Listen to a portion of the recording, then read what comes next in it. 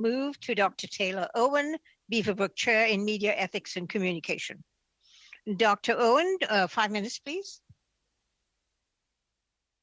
Thank you so much. And look, thank you for having me here today.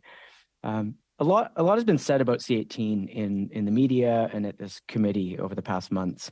And I want to start by acknowledging the real and often existential stakes involved for the journalism businesses on all sides of this debate. I'm just an observer to this, but I value the views of all of those who are ultimately materially impacted by the policy decisions that you're making here. Some want no government intervention in the market of journalism at all, which is a view I respect but don't share. For me, journalism, and more broadly, the access to reliable information, is a precondition for democratic society. And in the face of clear market failures, warrants careful public policy intervention. With that said, let me make a few observations about this particular intervention. First, I think we need to acknowledge the reality that platforms already have deals with publishers. These deals, with a select group of publishers chosen by the platforms themselves, are for undisclosed sums of money and hidden behind NDAs. We simply have no idea whether publishers have been pressured or incentivized in their reporting in any way. I understand that some publishers who already have deals would rather stick to the devil they know, but the interest of public policy should be to make these deals more equitable and accountable to the Canadian public. Second, it's very clear that no one policy will fix journalism. The effect that the internet has had on the businesses and practices of journalism is wide-ranging and complex. This policy mechanism addresses one aspect of this challenge, the bargaining imbalance between publishers and platforms. A very asymmetry, I would argue, is demonstrated by the inequity of these current deals.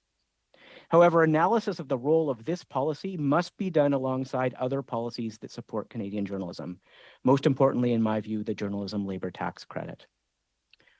Third, while many, including myself in the past, have suggested an alternative centralized fund model, I think we need to acknowledge that it too has some fundamental challenges.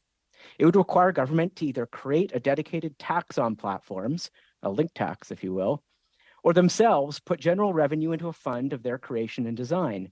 The former could be in breach of USMCA, and both are far more intrusive government interventions in journalism than the bargaining code. Fourth, while this bill has been widely characterized as the Australian model, it is in fact, in my view, fundamentally different. The addition of specified exemption criteria are the central policy mechanism in this bill. The list of those terms, how platforms demonstrate they have met them, and how they are evaluated and audited are all absolutely critical to this policy working in the public interest. This bill also adds meaningful, I think, public accountability and transparency tools that the Australian bill lacked. Which brings me to my last point. The fact that this bill has improved materially on the Australian model has significantly increased the likelihood that other countries, such as the UK, Germany, South Africa, and maybe even the US, will very soon adopt a similar model. And it is this likelihood, not of Canadian implementation, but of its global spread, that I think has shaped the character of the platform's response to this bill. Google has every right to lobby for their interests, but their strategy in this case has sought to divide news organizations, parliamentarians, and Canadians. I hate that journalist friends from small and large organizations alike are being pitted against one another. And Facebook's threat to turn off access to reliable information is, to me, revealing about their place in our democratic society. I hope that it's being treated with the seriousness it warrants at the highest levels of the Canadian and US governments. All this said, this bill is not perfect and involves difficult trade-offs. I would suggest the committee ask 4 questions about it. First, how can this bill make the terms of deals as maximally transparent as legally possible? I know there are real limits to what can be shared publicly, but the regulator should report as much as possible and as regularly as possible.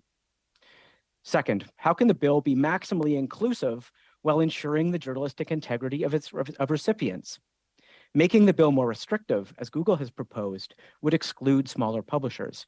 Making the requirements too lenient could lead to the inclusion of non-journalistic sites. Third, how can this bill ensure that platforms are incentivized to promote journalistic content and to penalize harmful content, and not the inverse? Clarity around non-discrimination is a fairly easy fix. Finally, I think it is reasonable to ask whether this bill is suitably flexible and amenable to future and certain changes in both the economics of platforms and of the news industry. No journalism policy, in my view, should be designed to be permanent, but should instead aspire to be no longer necessary. I'm happy to share more detailed amendments in the spirit of these 4 questions, and thank you for your time.